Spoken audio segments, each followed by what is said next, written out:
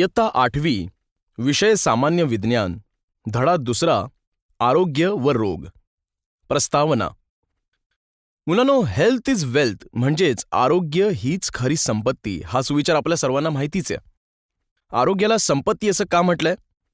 कारण आरोग्य उत्तम असेल तरच माणूस कार्यक्षम राहतो, दैनंदिन कामे करून संपत्ती मिळवू शकतो. आरोग्य चांगलं असेल तर मानवाचं आयुष्य सहज आणि सोपं होतं. मात्र हे आरोग्य चांगलं राहण्यासाठी आपल्यालाच आपल्या शरीराची काळजी घ्यावी लागते. त्यासाठी आपल्याला संतुलित आहार घेणे, भरपूर व्यायाम करणे गरजेचे असते. बरं, तुम्ही मला एक सांगा, आजारपणामुळे तुम्ही कधी शाळेला सुट्टी घेतली आहे का? हो सर, घेतली आहे.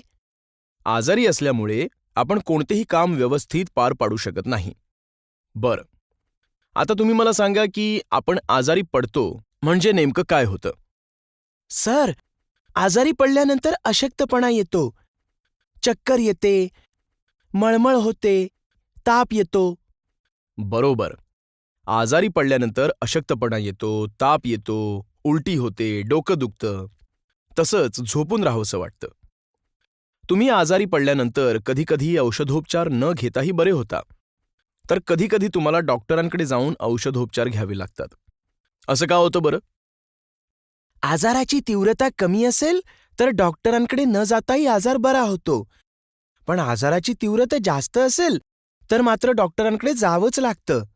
म्हणजेच काही आजारांवर नियंत्रण आणण्यासाठी आपल्या शरीरातील रोगप्रतिकारक शक्ती पुरेशी असते.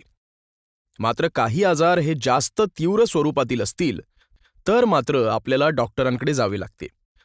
तर आता आपण आरोग्याविषयी माहिती जाणून घेऊया. आरोग्य. मुलांनो, आपल्याला कोणताच रोग नाही म्हणजे आपलं आरोग्य चांगलंय असा त्याचा अर्थ होत नाही. तर आरोग्य म्हणजे शारीरिक, मानसिक आणि सामाजिकरित्या पूर्णतः सुदृढ असण्याची स्थिती म्हणजेच आरोग्य होय. आपली प्रकृती चांगली असेल तर आपल्याला वेळेवर भूक लागते, व्यवस्थित जेवण जाते, झोप येते, ताजेतवाने वाटत असते, आपली दैनंदिन कामे आपण व्यवस्थित पार पाडू शकतो. या उलट आपली प्रकृती बिघडली असेल तर यातील कोणतीच गोष्ट व्यवस्थितपणे होत नाही, करता येत नाही.